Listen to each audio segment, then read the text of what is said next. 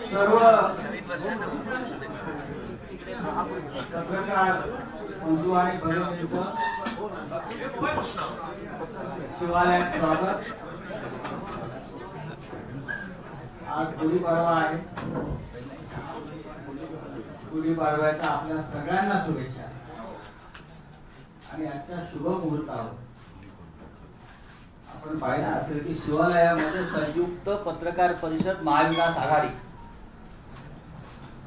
असा ओळख लागू त्याखाली महाविकास आघाडीचे सगळे प्रमुख नेते उपस्थित आहेत। माननीय शिवसेना पक्षप्रमुख उद्धवजी ठाकरे, आदरणीय शरदचंद्र पवार साहेब,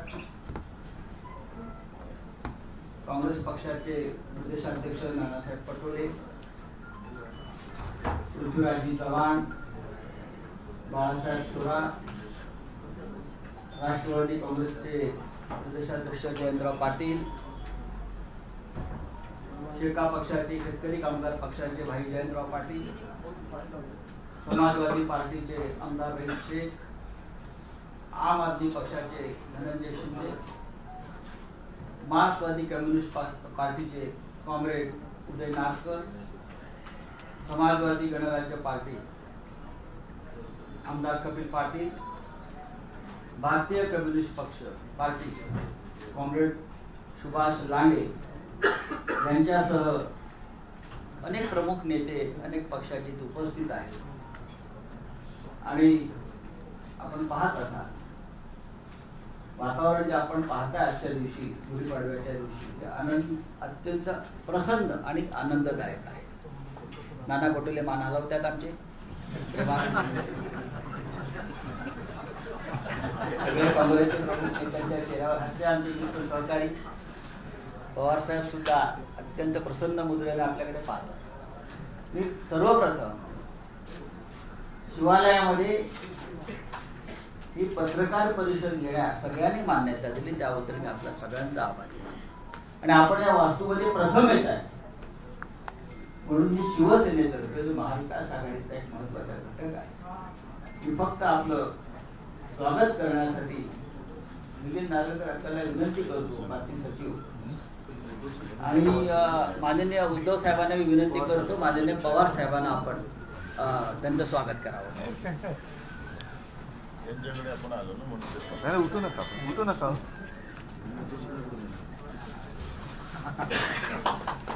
माननीय मी उद्धवजींना विनंती करतो, नाना पटोले फिरवू नका आणि मी पक्ष सचिव मिलिंद नार्वेकरांना विनंती करतो की मंचावरील पृथ्वीराजजी देशमुख,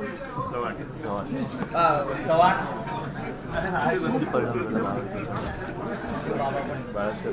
बाळासाहेब थोरात, रहीम शेख,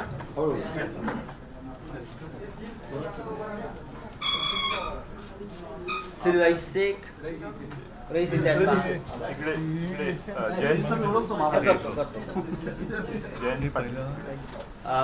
शेका पक्षाचे कॉम्रेड जयंत पाटील, आपचे धनंजय शिंदे, धनंजय शिंदे,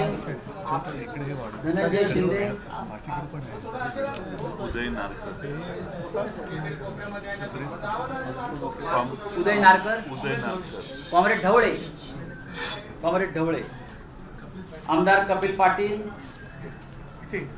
तिथे आहेत, नाही नारकर आणि लांडे, कॉम्रेड सुभाष लांडे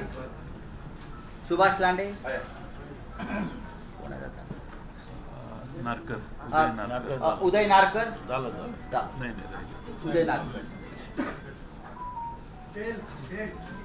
शिवालयामध्ये आपला सगळ्यांचं स्वागत आहे। या वास्तूमधून जे निर्णय घेतले जातात ते महाराष्ट्राच्या आणि देशाच्या हिताचेच असतात आणि या वास्तूतून कायम यश मिळत असतं, आमचा अनुभव आहे। आपण सगळे इथे आला पण आता ज्यासाठी आपण सगळे जमलेला त्या विषयाबाबत प्रास्ताविक करण्याची जबाबदारी मी माननीय जयंतराव पाटील यांच्याकडे सोडतो. व्यासपीठावरील महाविकास आघाडीचे आणि इंडिया आघाडीचे सर्व मान्यवर नेते आणि पत्रकार मित्र, आपल्या सर्वांना गुढीपाडव्याच्या शुभेच्छा. गेले अनेक महिने अनेक बैठकांमध्ये महाराष्ट्रातली महाविकास आघाडी आमच्या सर्व मित्र पक्षांच्या बरोबर चर्चा करत होती. देशात इंडिया आघाडीच्या काही बैठका झाल्या, त्यातूनही महाराष्ट्रातला हा अलायन्स व्हावा याबद्दल 2-3 वेळा चर्चा इंडिया आघाडीत दिल्लीच्या स्तरावर झाली. आमच्या बैठका होत असताना आपणा सर्वांना बऱ्याच मोठ्या अशा बैठकांना उपस्थित थांबावं लागलं.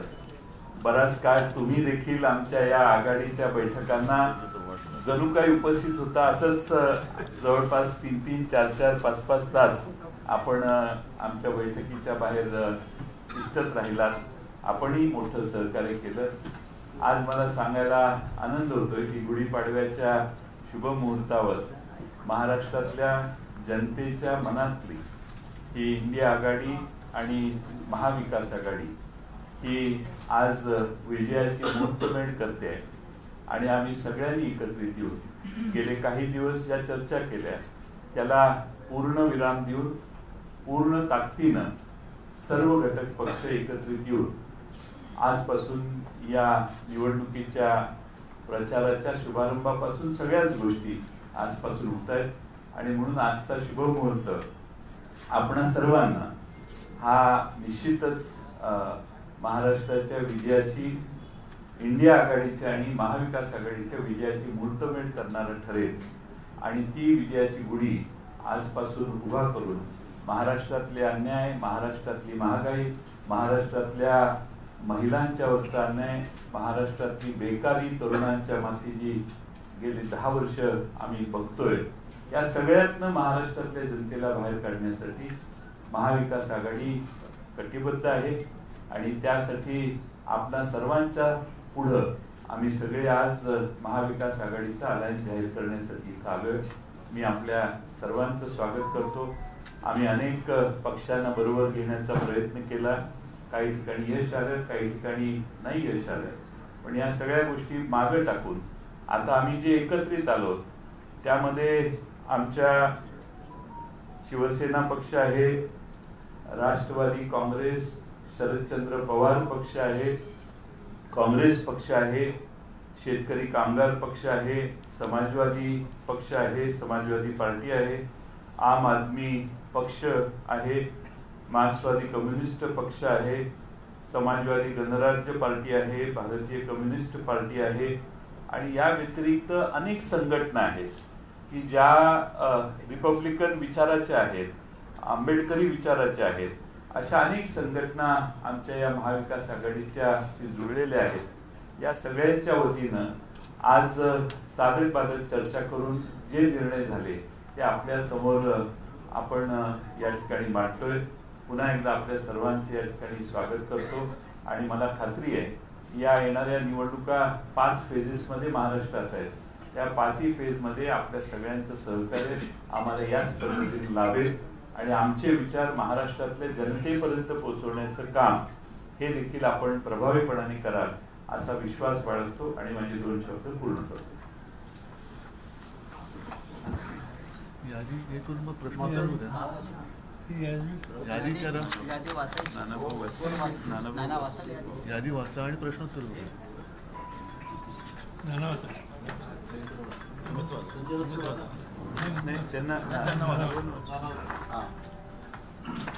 आमच्या महाविकास आघाडीचे जॉईंट प्रवक्ते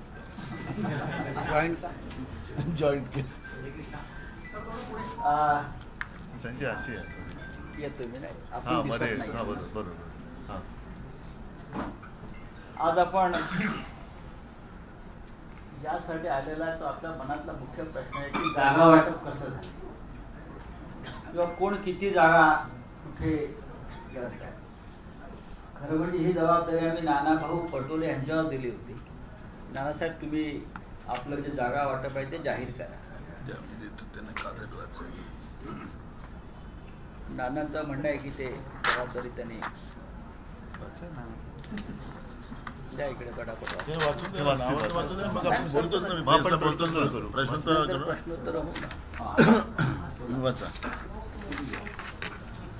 त्या नाही कशाला.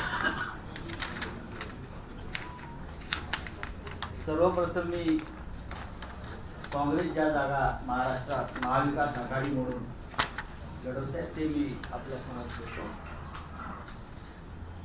नंदुरबार या काँग्रेसच्या जागा निवडतो. नंदुरबार, धुळे,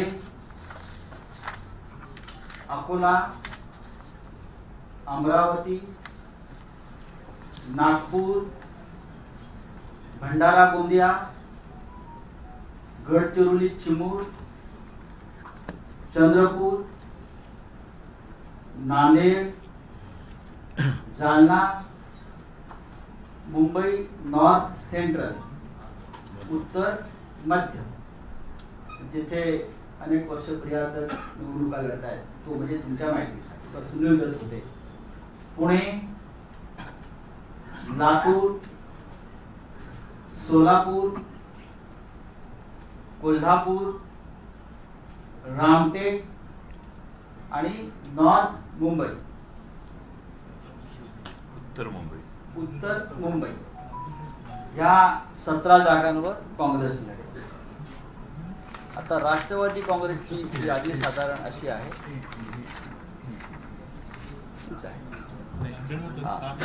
राष्ट्रवादी काँग्रेसची यादी आहे. बारामती बाबत चर्चा झाली नाही म्हणून बारामती, शिरूर, सातारा, भिवंडी, दिंडोरी, माढा, रावे, वर्धा, अहमदनगर दक्षिण आणि बीड या 10 जागा राष्ट्रवादी काँग्रेस शरदचंद्र पवार लढते.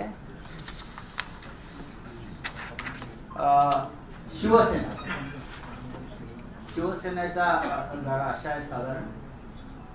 जळगाव, परभणी, नाशिक, पालघर, कल्याण, ठाणे, रायगड, मावळ, धाराशिव, रत्नागिरी, बुलढाणा, हातकणंगले, संभाजीनगर, शिर्डी, सांगली, हिंगोली, यवतमाळ, वाशिम, मराठी कुठे गेला? मुंबई नॉर्थ मराठीत केलं होतं. मुंबई नॉर्थ मध्ये दक्षिण मध्य,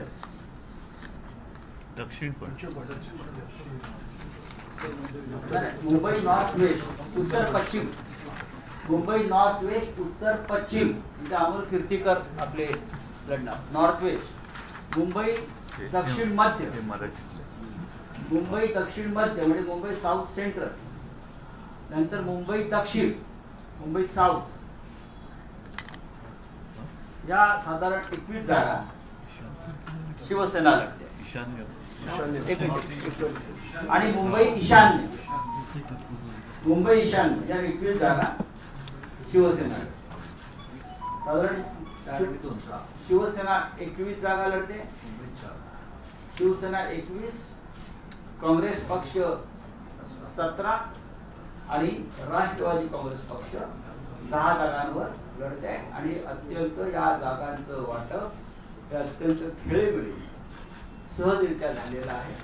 आणि या 48 जागांवर कशा प्रकारे प्रचार यंत्रणा एकत्र राबवेल या संदर्भात आता काही वेळापूर्वी आम्ही चर्चा. धन्यवाद. आता आपण साहेब,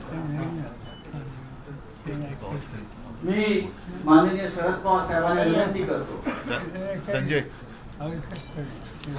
प्रश्नोत्तर काय असेल जर आपल्याला काही संवाद साधायचा असेल प्रमुख नेत्यांशी तर आपण सुरू करा. सांगलीचा आवाज म्हटलं सांगली जागा शिवसेनेला देण्यात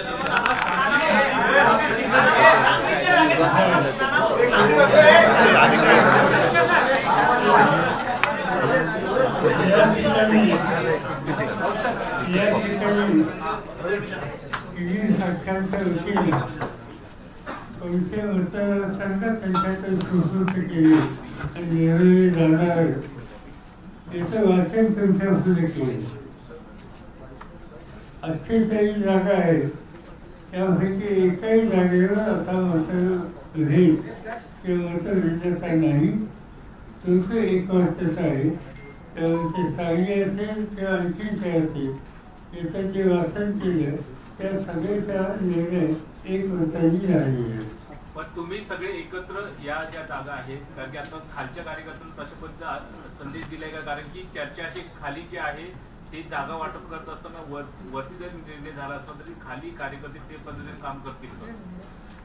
पहिल्या प्रथम नव्या वर्षाच्या आपल्याला सर्वांना शुभेच्छा देतो आणि आपल्या माध्यमातून महाराष्ट्रातीलच नव्हे तर संपूर्ण देशाच्या जनतेला हे नवीन वर्ष अत्यंत सुखाचं, समृद्धीचं, आनंदाचं आणि हुकुमशाही नष्ट होण्याचं जावो या शुभेच्छा देतो.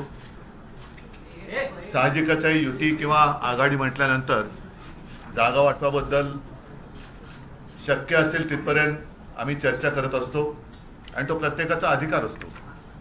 मात्र एक क्षण असा येतो की त्यावेळेला एकमेकाला समजून घेऊन जागा वाटप जाहीर करून प्रत्यक्ष निवडणूक जिंकण्याची तयारी सुरू करावी लागते आणि तो क्षण आता आज आलेला आहे. सर्वांच्या मनातल्या शंकांना आजच्या या पत्रकार परिषदेतून उत्तरं मिळाली असतील आणि आपण जो काही विचार करता की खालच्या पातळीवरती वगैरे असं काही नसतं. इच्छा ही सगळ्यांची असते, महत्वाकांक्षाही असते, त्याच्याबद्दल काही तो गुन्हा नाही, अपराध नाही. मात्र परत सांगतो की जिंकण्याचं एक मोठं उद्दिष्ट डोळ्यासमोर ठेवल्यानंतर एका क्षणानंतर या सगळ्या महत्वाकांक्षांना आणि इच्छेला आवर घालून आपण कशासाठी आणि कोणासाठी लढतोय ते डोळ्यासमोर ठेवून लढावं लागतं आणि जिंकावं लागतं. म्हणून आता कोणाच्याही मनात कोणतेही प्रश्न राहिलेले नाहीत. सगळेजण जोमाने कामाला लागलेले आहेत आणि आपल्यासमोर येण्याच्या आधी आणि नंतर सुद्धा आम्ही आता महाविकास आघाडीचा एकत्रित कार्यक्रम कसा असेल त्याबाबत चर्चा करून त्याच्याही तारखा जाहीर केल्या जातील. 7 जागावरील उमेदवार घोषित करणं बाकी आहे तर कधी केलं जातील उर्वरित राष्ट्रवादी आणि काँग्रेस. आता शिवसेना ज्या 21 जागा लढते त्या 21 मी उमेदवार जाहीर केलेले आहेत. काँग्रेस आणि राष्ट्रवादी त्यांना ज्या वेळेला वाटेल 1-2 दिवसात ते जाहीर करतील.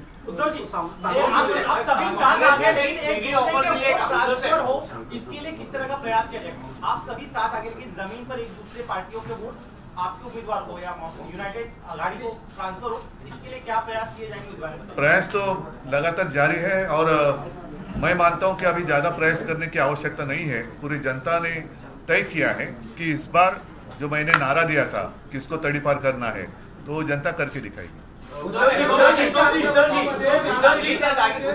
जागे बदल्यामध्ये काँग्रेसला काही वेगळी ऑफर देण्यात आली आहे अशी देखील चर्चा आहे. विशाल पाटील जे इच्छुक आहेत त्यांना आम्ही जेवढं ठरलं तेवढं तुमच्या समोर सांगितलेलं आहे कारण लपून ठेवण्यासारखं काहीच नाहीये.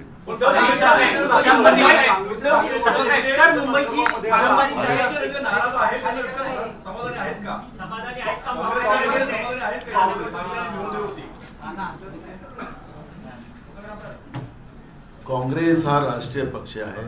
स्वातंत्र्याच्या लढ्यामध्ये काँग्रेसचंच मोठं योगदान आहे हे कोणाला आता म्हणजे इतिहासामध्ये मला जायचं नाही आहे. आमचे नेते राहुलजी आणि आमच्या नेत्या सोनियाजींना या तानाशा सरकारने केंद्रातल्या काय ट्रीटमेंट दिलं हे आमचे सगळे काँग्रेसचे कार्यकर्ते आणि देशाची जनता या सगळ्या ट्रीटमेंटला समजून आहे, या अपमानाला समजून आहे.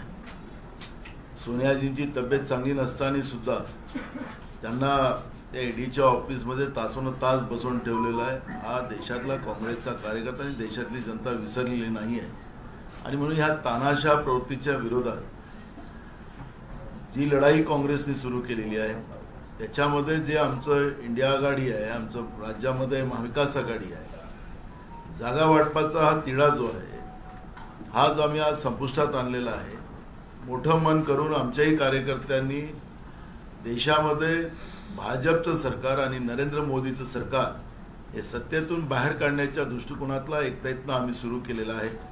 आणि महाविकास आघाडी म्हणून महाराष्ट्रातून भाजपचं पानिपत करणं, त्याला सत्तेच्या बाहेर काढणं आणि राज्याच्या जनतेला, कारण की आज राज्यातलं जे सरकार आहे भ्रष्टाचारी सरकार आहे, केंद्रातलं सरकार हे भ्रष्टाचारी सरकार आहे. झुटो के सरदार असं व्याख्या दिली तर आजकाल चंद्रपूरमध्येही आपण पाहिलं की म्हणजे पुन्हा म्हणजे काँग्रेसने जो जाहीरनामा सामाजिक न्यायाचा दिला त्याला मुस्लिम लीगशी जोडतात आहेत, तर यांची पातळी किती खाली गेली हे आपल्याला पाहायला मिळते आहे. जनगणना हा या देशातल्या प्रत्येक बहुजनांचा, शोषित पीडितांचा तो अधिकार आहे. राहुल गांधीजींनी ती भूमिका मांडली, यांच्या पोटात दुखायला गेलं, त्याला मुस्लिम लीगशी जोडायचं कारण काय? मुस्लिम लीगने या देशाला तोडलं, फाळणी केली. यांचा जो एक अजून आहे हिंदू महासभा, त्यांनी पण या देशाच्या या व्यवस्थेमध्ये फाळणीमध्ये त्यांचं मोठं योगदान आहे. पण मुस्लिम लीगचा उल्लेख करण्याच्या मागचा यांचा उद्देश काय? या राज्यामध्ये आणि या देशामध्ये सामाजिक न्यायाची भूमिका नसली पाहिजे ही भाजपची मानसिकता आहे.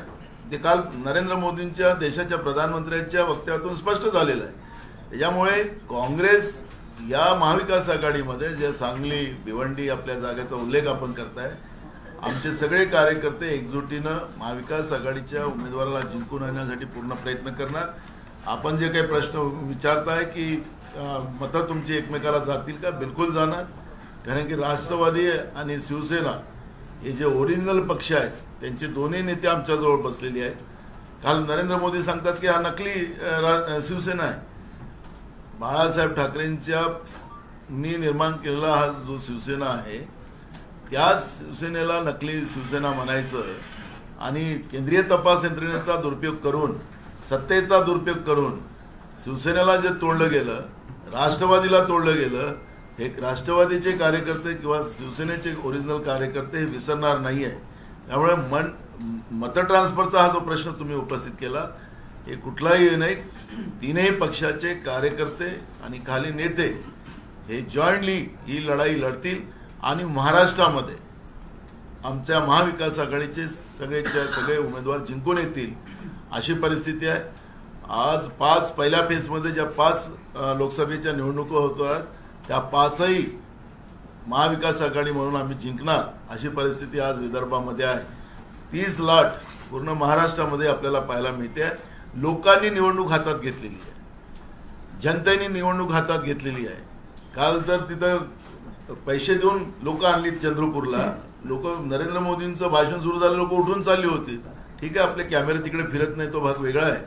पण मी तुम्हाला सांगतो की कालची जी परिस्थिती पाहिली आणि मोदींजींचं जे रटाळ भाषण जे आहे, कायम काँग्रेसला शिवा देणं, मुस्लिमांना शिवा देणं, विभाजनाची वृत्ती ठेवणं, जनतेला काय देणार आहे तुम्ही? महाराष्ट्रामध्ये सगळ्यात जास्त शेतकऱ्यांच्या आत्महत्या होत्या, त्याच्यावर का नाही बोलले? महागाईवर का नाही बोलले? बेरोजगारीवर का नाही बोलले? गरिबांबद्दल का नाही बोलले? ते प्रश्न त्यांचा विषय नाही. आज देशाच्या प्रधानमंत्र्यांकडून जे काही अपेक्षा होत्या त्या सगळ्या भंग झालेल्या आहेत आणि यांचे उमेदवार नरेंद्र मोदींसाठी मत मागतात.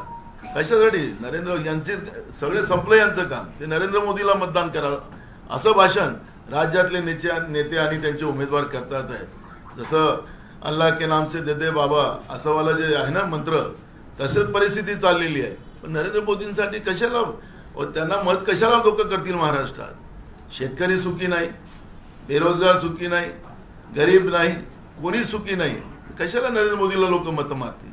त्याच्यामुळे जी परिस्थिती भाजपची झालेली आहे आणि खरं तर आम्हाला आमचं संविधान आणि लोकशाही आमच्यासाठी महत्वाची आहे, त्यासाठी आम्ही ही लढाई आहे. आणि महाराष्ट्रामध्ये आज जी काही परिस्थिती आहे लोकांनी ते मानस केलेलं आहे. मतविभाजनाचे राजकारण जे बीजेपी करते आहे त्यालाही यावेळेस पूर्णविराम लागणार आहे. हे तुम्हाला निकालाच्या निर्णयामध्ये पाहायला मिळणार आहे.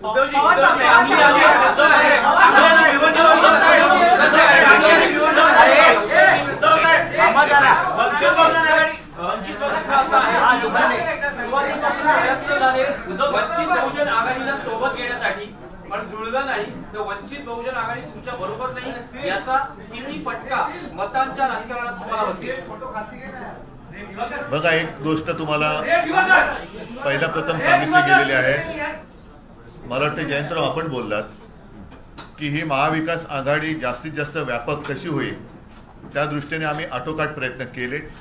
आणि मला खरंच ह्या सर्व आमच्या सहकाऱ्यांना धन्यवाद द्यायचे आहेत, कारण त्यांनी एकही जागा न मागता पूर्णपणाने देशाच्या घटनेचं रक्षण करण्यासाठी आणि लोकशाही वाचवण्यासाठी एक ताकद जी आम्ही उभी करतो त्या ताकदीमध्ये त्यांची सुद्धा ताकद ही जोडली. मला त्यांना खरंच मनापासून धन्यवाद द्यायचे. नुसतं तोंडावरती मी बोलत नाही, पण एकही जागा न मागता त्यांनी ही भूमिका स्वीकारली. आमची अपेक्षा अशी होती की प्रकाशजी सुद्धा आमच्या महाविकास आघाडीत येतील, त्यांना काही जागा आम्ही देऊ केल्या होत्या. दुर्दैवाने ते काही शक्य झालं नाही आणि म्हणूनच मी साधारणतः गेल्या आठवड्यामध्ये आपल्याशी बोलताना ही भूमिका जाहीर केली होती की ते काही जरी बोलले तरी आम्ही त्यांना काही उत्तर देणार नाही, कारण आजही प्रकाशजींबद्दल आमच्या मनामध्ये प्रेम आदर आहे. त्यांनी सुद्धा संविधान रक्षणासाठी एक दिलदारी किंवा मोठी भूमिका घेण्याची आवश्यकता आहे असं आम्हाला आजही वाटतं. पण आता तरी ते शक्य झालेलं नाहीये. भविष्यात काय कसं घडेल आपण बघू.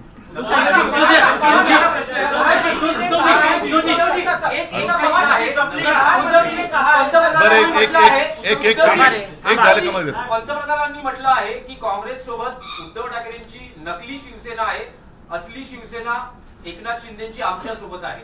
बघा, काल 3 गोष्टीचा एकत्रित एक योग होता विचित्र. एक सूर्यग्रहण होतं, अमावस्या होती आणि यांची सभा होती. असा योग पहिला प्रथम आपल्या देशामध्ये होता. फार विचित्र योग होता, असं सगळे एकत्र येणं. याच्या पुढे मी आपल्या सर्व प्रसार माध्यमांना एक मुद्दामून सांगणार आहे की काल जे भाषण झालं ते देशाच्या पंतप्रधानांचं नव्हतं.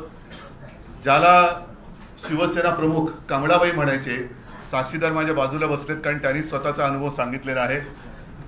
आणि मी त्या पक्षाला भाकड, भेकड, भ्रष्ट जनता पक्ष असं म्हणतो.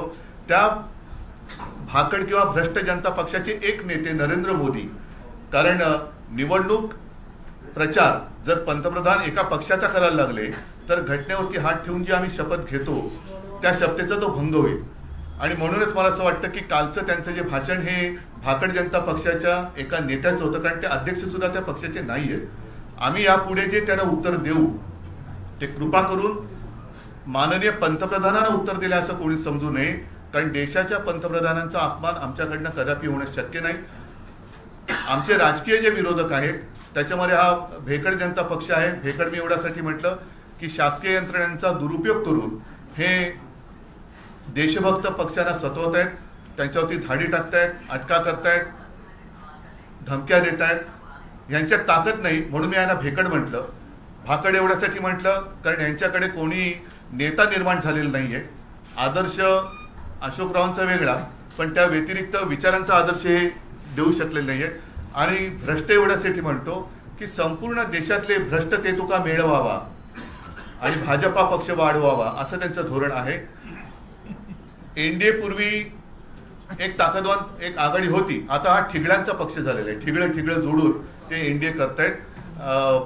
नकली सेनेबद्दल म्हणाल तर ज्या वेळेला माननीय हिंदू हृदय सम्राट शिवसेना प्रमुखांनी शिवसेनेची स्थापना केली तेव्हा कदाचित मोदीजी हिमालयात असतील, मला नक्की कल्पना नाही.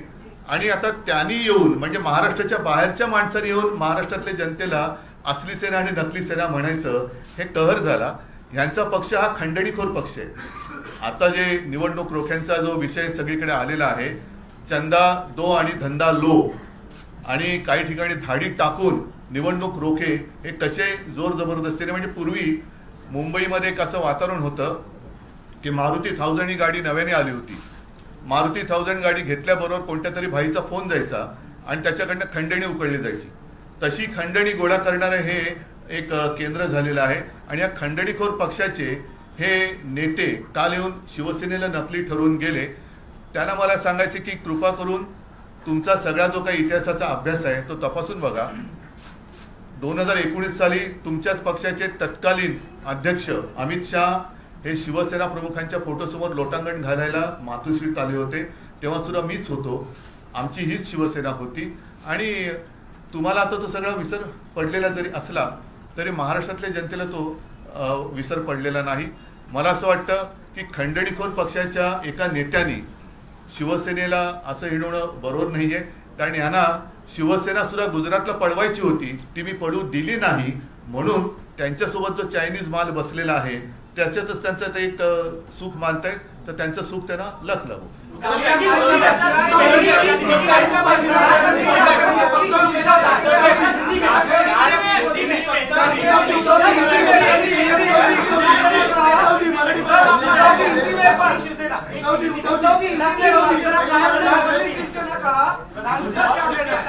मोदी जी ने आपके पार्टी पर आरोप भी लगाए भ्रष्टाचार के. मैंने सारी बातें जो मराठी में कही शायद मुश्किल होगा हिंदी में ट्रांसलेट करना. लेकिन कल मोदी जी महाराष्ट्र में आए थे और कल का योग जैसे मैंने कहा कि ऐसा योग बहुत सालों के बाद आया. एक तो कल सूर्य ग्रहण था, अमावस भी थी और मोदी जी की सभा भी थी. तो इतना बुरा योग बहुत सालों के बाद शायद देश ने अनुभव किया है. और कल जो उन्होंने भाषण किया वो प्रधानमंत्री का नहीं था, भ्रष्ट जनता पार्टी के एक नेता नरेंद्र मोदी जी का था. मैंने पहले भी कहा है कि चुनाव अब शुरू हुआ है, चुनाव की तैयारी शुरू हुई है. प्रधानमंत्री अगर एक पार्टी का प्रचार करने लगे तो वो अच्छी बात नहीं है. और इसके आगे जब हम उनकी आलोचना करेंगे तो सब लोग ध्यान में रखें कि हम अपने देश के प्रधानमंत्री की आलोचना नहीं करेंगे. हम तो भ्रष्ट जनता पार्टी के एक नेता नरेंद्र मोदी जो है उनकी आलोचना करेंगे. तो कृपा कर ऐसे कभी नहीं मानना कि हमने उनके ऊपर कुछ टिप्पणी की तो प्रधानमंत्री की आलोचना की, ऐसे आप नहीं मानना. अगर वो हमारी आलोचना करेंगे तो हम भी उनकी आलोचना करेंगे. उन्होंने जो बात कही नकली सेना की, मैं तो कहता हूं कि आता खंडणीखोराला हिंदी शब्द काय? रिश्वतखोर नाही. रिश्वतखोर म्हणजे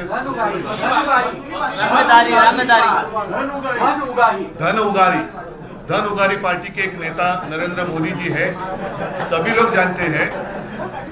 लोग जानते हैं कि कुछ दिन पहले इलेक्ट्रल बॉन्ड का जो घोटाला, जो माना जाता है कि पूरी दुनिया का सबसे बड़ा घोटाला या देश का सबसे बड़ा घोटाला है, उस घोटाले का पर्दाफाश जब हुआ तो सब लोगों को पता चला कि कैसे इन लोगों ने, भ्रष्ट जनता पार्टी के लोगों ने डराकर धमकाकर और उनके जो एजेंसीज है ED, CBI, income tax raid करवाकर चंदा लिया है.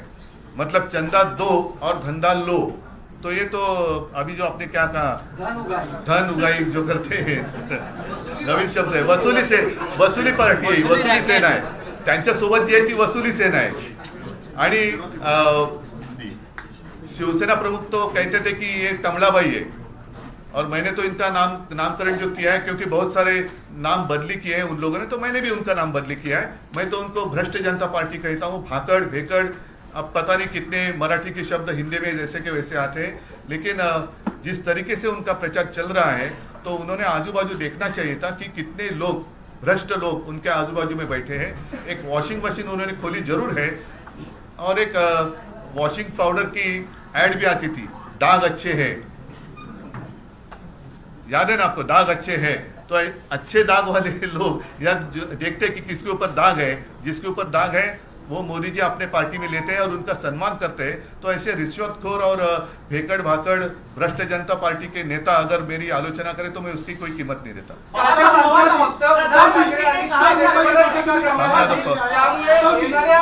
लोकसभा निवडणुकी नरेंद्र मोदी विरुद्ध उद्धव ठाकरे अशी आहे का?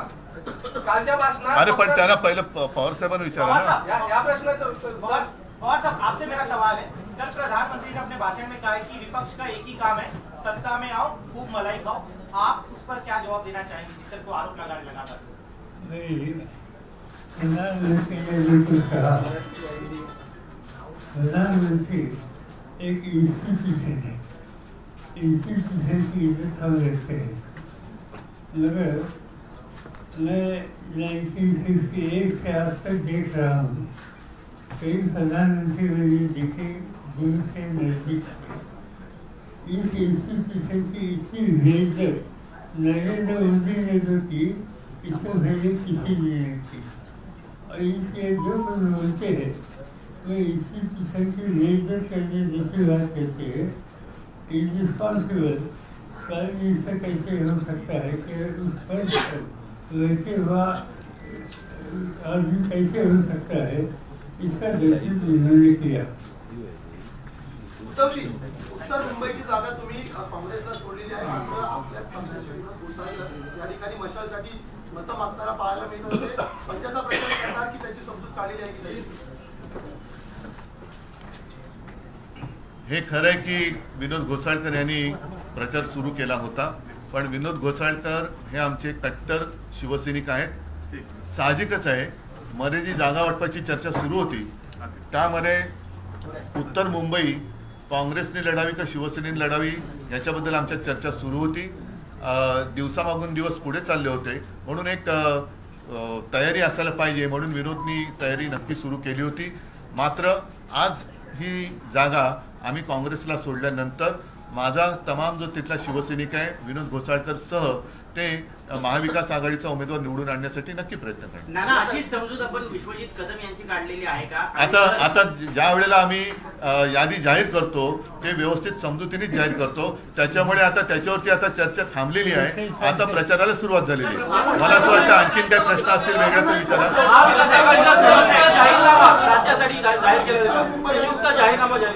हो, नक्की जाहीर केला जाईल. संपूर्ण देशासाठी काँग्रेसने एक उत्तम जाहीरनामा जाहीर केलेला आहे. साहजिकच आहे, इंडिया आघाडीचं सरकार आल्यानंतर हा जाहीरनामा सत्यामध्ये त्याचं रूपांतर होईल. मात्र राज्यासाठी जर काही आमचे वेगळे जे विषय असतील किंवा आहेत त्याचा आम्ही उल्लेख आमच्या महाविकास आघाडीच्या जाहीरनाम्यात करू. आणि अशी काही आवश्यकता नाही की मोठा जाडजूड आणखीन वेगळा काही वचननामा ज्याला आम्ही म्हणतो ते देण्याची आवश्यकता आहे. पण इंडिया बरोबर म्हणजे देशाच्या वचननाम्याबरोबर आपल्या महाराष्ट्राची सुद्धा जे काही महत्वाचे प्रश्न आहेत त्याच्यात आम्ही नक्की जोडू.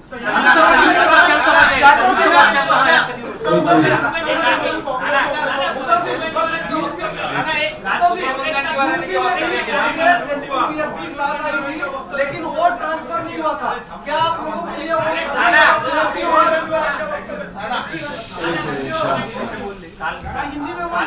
आपने मैनिफेस्टो की बात की, तो जो कांग्रेस ने जो मैनिफेस्टो डिक्लेयर किया वो सर्वसमावेशक है.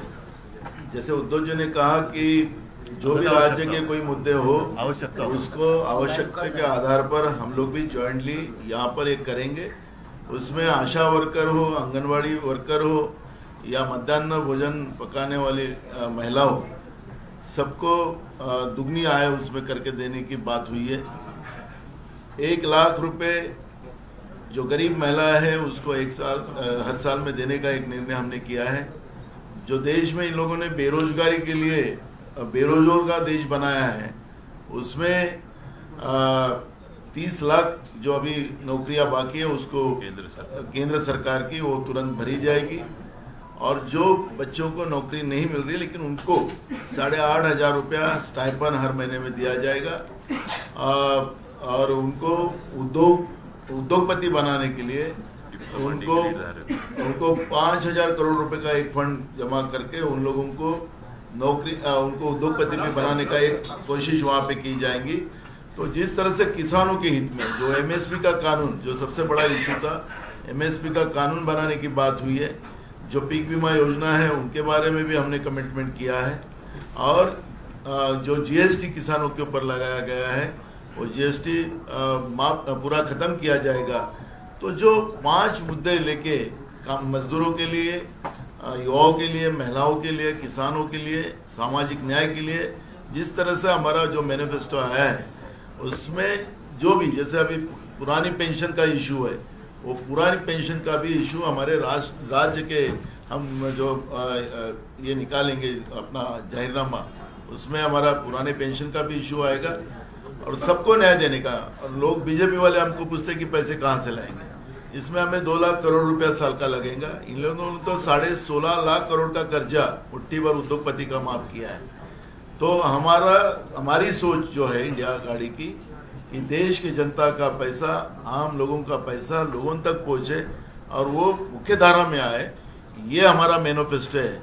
उनका जो मैनिफेस्टो रहता है कि मुट्ठी भर लोगों के लिए देश चले, वो अब सबको समझ में आ गया है। और इसलिए जो बार बार हमारे मैनिफेस्टो पे उनकी जो जिस तरह से जो तकलीफ उनको हुई है, उसकी उनके भाषण के माध्यम से अपने को समझ में आता है। हम लोगों की बात कर रहे हैं और वो मुट्ठी भर लोगों की बात कर रहे हैं, ये फर्क हमारा और उनका है।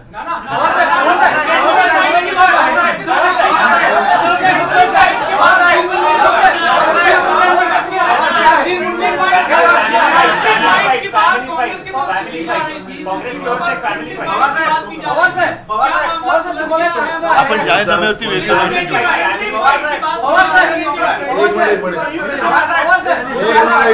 अरे एकाने ऐका गेल्या वेळेस राज ठाकरे हे भाजप विरोधात होते, अप्रत्यक्षपणे ते विरोधी पक्षांना